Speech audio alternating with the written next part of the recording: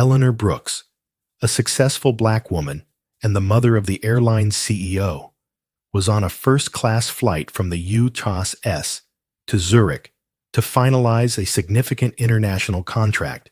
As she settled into seat 1A, she moved slowly but steady, not because she was weak, because she was 70 and knew exactly how to move through the world. She wore a simple cream shawl and carried a leather handbag that had been with her for decades. Her hands folded calmly. Her eyes drifted to the window. The sky outside glowed with streaks of gold and purple. The end of the day, peaceful, quiet. She didn't land in this seat by chance.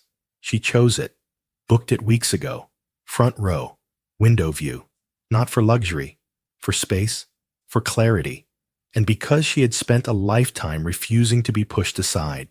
Around her, people whispered, scrolled, sipped wine. She noticed it all. The scent of expensive perfume, the sound of air vents, the rustle of pages. This trip wasn't for fun. She was going to Zurich for a private ceremony, something about her late husband, something personal, something she didn't need to explain. People always thought they knew women like her, black, old, alone. She let them think what they wanted, but they never saw the storm underneath. She reached into her bag and pulled out a small leather notebook. Inside were notes, grocery lists, memories. She didn't do phones the way others did. This notebook held her world. She flipped to a blank page, raised her pen, and then a voice, sharp, loud, close. Can you believe this airline? This seat assignment is ridiculous. Eleanor's pen stopped. She knew that tone. Not the woman, just her kind. Privileged, loud, certain the world owed her something. The sound of heels, a second voice, softer. I know, Evelyn, but maybe it's just a mistake. The two women stopped beside Eleanor. She felt them before she looked. Slowly, she raised her head. The blonde stood tall, dressed like money, eyes cold. Her friend hovered behind her, nervous. The blonde stared down. Excuse me, she said. I believe there's been a mistake. This seat, she pointed, was obviously meant for someone else. Eleanor didn't flinch. This is seat 1A, she said calmly. I booked it weeks ago. The blonde forced a smile. Well, I'm a Platinum Elite member. I always get 1A. You might be more comfortable somewhere else.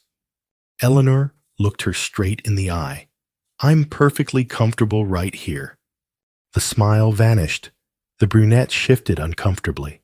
A flight attendant appeared, young, tidy, nervous. Is there a problem?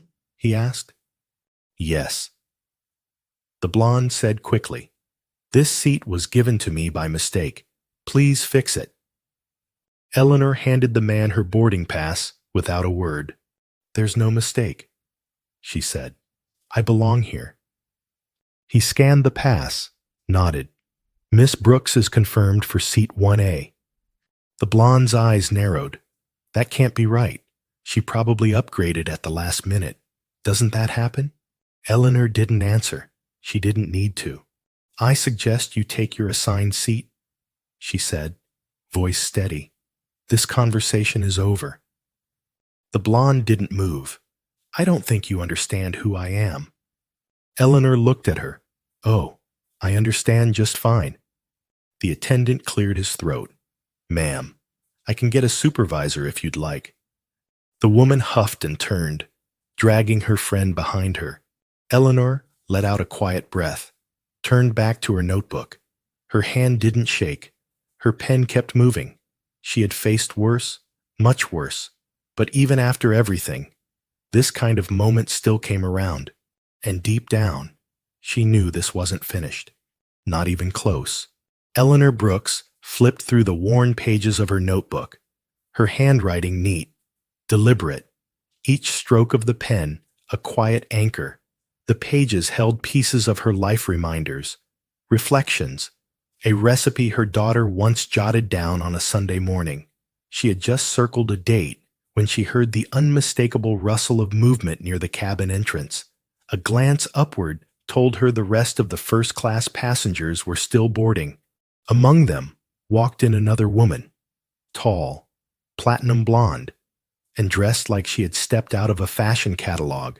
Her heels struck the aisle floor with pointed precision, a human metronome of self-importance. Beside her walked the same nervous brunette from earlier Linda. Eleanor now recalled from the overheard muttering. The blonde scanned the cabin like she was assessing furniture in a showroom. Her eyes landed on Eleanor again. The woman stiffened. This time, there was no pretense of confusion, just quiet, escalating outrage. She waved down a passing attendant with practiced flair. "This must be a mistake," she announced. "My seat is supposed to be right here, 1A. The young male flight attendant, likely in his 20s, tried to maintain composure. "What's your seat number?" "Ma'am, Aminchansi. I always fly 1A. It's standard." She gestured again toward Eleanor, as though Eleanor were the problem, not the error in her assumptions. Eleanor didn't move. She didn't speak. She simply waited, her eyes resting calmly on the woman, offering no comfort, no apology. The attendant checked his tablet. "I'm sorry, ma'am, but 1A is already assigned to Miss Brooks. It was booked well in advance." The blonde's jaw tightened. "Then what am I supposed to do?" "We'll do our best to accommodate you. There's nothing to arrange." Eleanor interjected quietly, but firmly. "This is my seat. I intend to stay in it." The woman Evelyn, yes, that was the name, laughed under her breath, but there was nothing humorous in it. "I'm sure you'd be more comfortable in another seat, perhaps in business class." Her tone oozed condescension. Eleanor had heard it all before. Age, skin, voice, they all invited assumptions, but Eleanor had outlived far worse than this. "I'm comfortable where I am," she said again. The surrounding passengers kept their eyes down, but the tension in the air was unmistakable. Stiff, silent, sharp, the flight attendant tried once more. "Miss Brooks, would you mind considering a move to 2C? It's still in first class, and it would allow—" "No." Eleanor's tone didn't rise, but it ended the sentence before it could finish. "I booked this seat for a reason. I'm not moving." Evelyn's nostrils flared. "Do you even know who I am? I'm a Platinum Elite member. I don't think this is how you treat loyal customers." The attendant hesitated, caught between policy and privilege. Eleanor, unbothered, opened her notebook again. "I'll get the supervisor," he said, backing away. Evelyn turned back with a smile that failed to hide her venom. "You could have avoided all this," she said, "but I suppose some people don't understand the meaning of compromise." Eleanor didn't look up. "Compromise," she murmured, letting the word sit in the air. Interesting choice. Before Evelyn could respond, the cabin supervisor arrived. Crisp uniform, professional stance, yet her eyes revealed immediate discomfort. "Is there a problem here?" "Yes," Evelyn said instantly. "This woman is in my seat." The supervisor turned to Eleanor. "Miss Brooks, would you be willing to relocate just to resolve this quickly?" Eleanor didn't answer immediately. She looked at the supervisor, then at Evelyn, then at the passengers pretending not to eavesdrop. There was a pause, a silence where power and principle wrestled, and then calmly, firmly, "No." Evelyn scoffed. "Unbelievable," she hissed. "You're really going to make a scene." Eleanor smiled. "Barely. Let's—" She pulled out her phone. Not the latest model, not sleek, but efficient. She pressed a single number. The line rang once. "Yes, it's Eleanor," she said, voice steady, formal. "I'm on flight 827, and we have a situation. No, I'm not requesting compensation. I'm requesting accountability. I believe you'll want to be aware before takeoff." The color drained from the supervisor's face. The attendant looked like he'd been punched in the gut. Evelyn just blinked, confused. "I'll wait for your response," Eleanor said into the phone, then ended the call. She looked up, expression calm, eyes sharp. "Now, let's see how corporate handles this." The air in the cabin had shifted, not visibly, not loudly, but everyone felt it. Eleanor Brooks had made a call, and she hadn't needed to raise her voice or name-drop a single title, yet something about the calm in her tone made the walls themselves seem to listen. She returned her phone to her handbag and resumed writing in her notebook as though nothing had happened. Deborah Lane, the flight supervisor, stood frozen for a beat too long, her polished shoes feeling suddenly unsteady against the carpeted aisle. She glanced at the attendant, Greg, who looked even more rattled. He fidgeted with his tie, jaw clenched, eyes darting toward the front of the plane. Evelyn folded her arms with a smug tilt to her chin, mistaking silence for victory. "Well," she snapped, "is someone going to do something? Or are we just going to pretend she didn't just threaten your entire department?" Deborah blinked. "Ma'am, we're handling it." "Doesn't look like it." Evelyn's eyes glared with entitlement. "I'm a Platinum Elite member. I've spent more on this airline than she probably makes in a year, and I get treated like this." Greg looked at Eleanor. She hadn't even flinched. Her gaze rested on her notebook. Her presence, even in stillness, commanded the space. Mrs. Stokes wasn't finished. "This isn't about money," she declared, loud enough for the nearby rows to hear. "It's about respect. People like—" Eleanor raised her eyes slowly. "People like me." The cabin silenced itself. Evelyn's mouth hung open a fraction too long. "I didn't mean— that's not what I—" "You did," Eleanor said, voice low, even, heavy as stone. "You meant it exactly how you said it, and now you'll get to sit with it."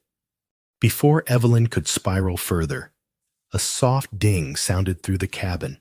A flight attendant moved swiftly from the galley and leaned in to whisper something to Deborah. The supervisor stiffened, her face drained of color. "Already," she muttered. The attendant nodded. Eleanor said nothing. She didn't need to. A few minutes passed. Then the cabin door clicked. Two sharply dressed men stepped in, one holding a tablet, the other a slim briefcase. Their demeanor was unmistakable corporate. They didn't walk. They moved with purpose. Their eyes scanned the cabin, locking briefly on Eleanor, then to Deborah. "Miss Lane," one of them said, "we need to speak with you and your team, now." Greg froze in place. "In private," the man added. Deborah nodded stiffly. "Of course." As they moved to the galley, the murmur of passengers rippled like wind through wheat. Evelyn sat up straighter, eyes darting nervously. She turned to Linda. "I told you I'd escalate it. You see, corporate's already here?" But Linda wasn't smiling anymore. Neither was anyone else. Inside the galley, the temperature dropped figuratively. The taller man spoke first. "We've reviewed the preliminary report and received a direct complaint from a very specific chain of contact." Greg's brow furrowed. "But we didn't do anything." "Enough." The second man cut in. "Both of you are being relieved of duty, effective immediately." Deborah gasped. "Wait, what?" "There is no debate. Your handling of this passenger has triggered a board-level inquiry. You'll exit the aircraft now. Security is already in place outside the cabin." Greg's confidence shattered in a heartbeat. "You can't be serious. We followed protocol." "You mishandled a situation involving a protected class passenger who happens to have direct familial ties to our executive board." Deborah blinked. "What do you mean? Familial ties?" The corporate rep didn't answer. By the time they returned to the cabin, the atmosphere had changed completely. Deborah and Greg were flanked by the men in suits, their faces pale, their bodies stiff. They were led silently toward the cabin door. The whispers among passengers were louder now, though none dared speak too boldly. Eleanor didn't even glance at them. She sat, poised, notebook resting gently in her lap. Her pen paused mid-sentence, like it hadn't missed a beat. Evelyn, for once, said nothing, her face contorted in confusion. She looked from Eleanor to the departing crew, to the stillness of the cabin. "Wait," she muttered under her breath. "What's happening?" A young flight attendant now in charge approached Eleanor's seat. She knelt slightly, speaking in a voice of practiced courtesy and real fear. "Miss Brooks, on behalf of the airline, I'd like to apologize. Everything has been resolved." Eleanor met her eyes, calm and clear. "Thank you," she said, "but resolution isn't enough." The attendant nodded shakily. "We understand." Eleanor gave the faintest smile. "Good." As the cabin door hissed shut behind the dismissed crew, silence settled again, but it wasn't the same silence. It was weightier, and Eleanor Brooks sat exactly where she intended to be. 1A, undisturbed, unbothered, and absolutely unmovable. The cabin had never been quieter.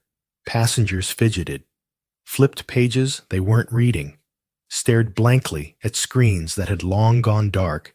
Outside the window, the tarmac glowed under runway lights, but inside, the energy had changed. Something had shifted, permanently. Eleanor Brooks didn't speak. She didn't need to. She sat exactly where she belonged, the smooth leather of seat 1A cradling her like a throne. Around her, judgment had been passed, not by noise, not by shouting, but by truth laid bare and power calmly exercised. Across the aisle, Evelyn Stokes squirmed in her seat. Her fingers tapped the armrest in sharp, uneven bursts. Her cheeks were red, her jaw clenched. Her thoughts raced too fast for her to hide them. "This is ridiculous," she muttered. Linda, silent, anxious, deflated, barely looked at her. "Maybe we should just let it go." Let it go. Evelyn's voice rose an octave, no longer whispering. They removed the crew, and she's still sitting there like she owns the plane. A nearby passenger shifted uncomfortably. Someone 2 rows behind turned down the volume on their headset. Evelyn shot a glare toward Eleanor's seat. "Unbelievable," she hissed. "I spend thousands on this airline every year, and for what to be treated like this, to be humiliated in front of nobodies." Eleanor still didn't look at her. The quiet was broken by the return of one of the corporate representatives, now moving with less haste and more finality. He stopped beside Evelyn's seat. His tone was calm, rehearsed, but unshakable. "Mrs. Stokes," he said, "we've been informed that your behavior has disrupted the cabin environment. Unfortunately, we must ask you to disembark." Silence, then confusion, then fury. "What, you can't be serious?" The man didn't flinch. "You're being removed from the flight, effective immediately." Evelyn's mouth opened wide. "For what?" "For standing up for my seat. I'm a Platinum Elite member, and your status has been noted." The man replied, "It has also been revoked." The words hit harder than a slap. "You revoked my status?" "Yes," he confirmed. "Your conduct today violated our code of passenger conduct. Multiple witnesses, escalation of conflict, targeting a fellow passenger. This decision has already been cleared by executive leadership." Eleanor's fingers gently traced the edge of her notebook, not gloating, just existing completely, unshakably present. Evelyn stood suddenly. "This is outrageous. Do you know how much I've spent on this airline? Do you know who I know?" "I do," the man said. "But more importantly, we know who she is." His glance flicked to Eleanor. Evelyn followed it. "What's that supposed to mean?" she spat. But she already knew. Eleanor finally looked up, her voice even, her tone light. "It means," she said, that the name on the boardroom door is the same one I gave the moment I booked this seat. The entire cabin stilled. Evelyn blinked, stumbled backward half a step. You! I'm not here to prove anything to you. Eleanor continued, but maybe next time you try to strip something away from someone, you ask yourself, what if they already built the thing you're standing on? Security appeared beside the corporate rep. Two quiet, uniformed men who didn't need to speak. Evelyn's confidence collapsed in an instant. Her protest turned shrill. You can't do this. This isn't over. I'll go to the media. But her voice faded as she was walked down the aisle. Her heels clicked furiously against the floor, echoing like a tantrum dressed in designer shoes. The door closed behind her with a mechanical hiss, and just like that, peace returned. The engines began their final warm-up. The captain's voice came over the intercom, measured and composed. Ladies and gentlemen, thank you for your patience. We are now cleared for departure. Eleanor leaned back in her seat.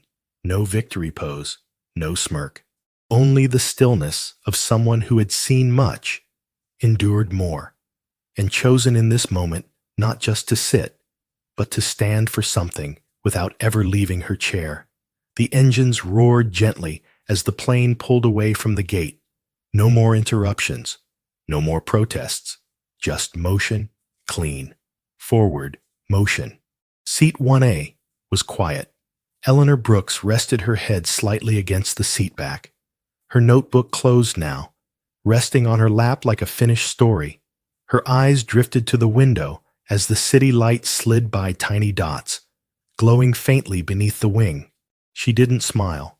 Not exactly, but there was a calmness to her face that hadn't been there when she first boarded.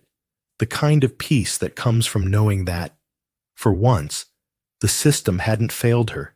It had listened, it had moved, and it had corrected itself. A few rows behind her, passengers whispered, not maliciously, not rudely, but quietly, reverently. They didn't know her name, but they knew they had witnessed something important, something different. A woman who hadn't shouted, hadn't begged, hadn't thrown a fit, and still changed the course of everything. In the galley, the replacement flight team worked quickly, quietly, noticeably more careful. They avoided eye contact, but their tone had shifted, less transactional, more respectful. And above them all, the plane climbed. Eleanor closed her eyes for a moment, letting the pressure in her ears remind her she was rising, higher than insult, higher than assumption, higher than the invisible lines people still tried to draw around women like her. Her phone buzzed gently in her pocket. She reached for it, glancing at the screen, a message from her son. Mom, I heard, I'll handle the rest. Just enjoy the flight. She allowed herself a long, slow breath. That boy, now a man running the very company she'd once funded, with her savings and belief he'd grown into exactly what she hoped someone who didn't just inherit a company, but inherited a sense of rightness. Across the world, in a conference room not far from the airline's headquarters, a statement was being drafted. No names, no direct references, but the language was clear. New diversity protocols, revised conflict de-escalation training, a board-mandated review of all platinum and elite privileges, and most importantly, a renewed internal standard. Respect is not a reward. It is the minimum. The plane leveled. The captain gave a final update before cruising altitude. Drinks were served. Cabin lights dimmed. Eleanor reached once more into her bag, not for her phone or her notebook, but for a single photograph folded neatly in a linen handkerchief. Her late husband, smiling, holding their son on his shoulders. A younger, her beside them, eyes bright, back straight, already carrying the fire that had never gone out. She stared at it for a moment, then tucked it away. Outside, the stars emerged, distant and silent, like the kind of witnesses that never forget. Seat 1A remained still, and the world finally moved forward.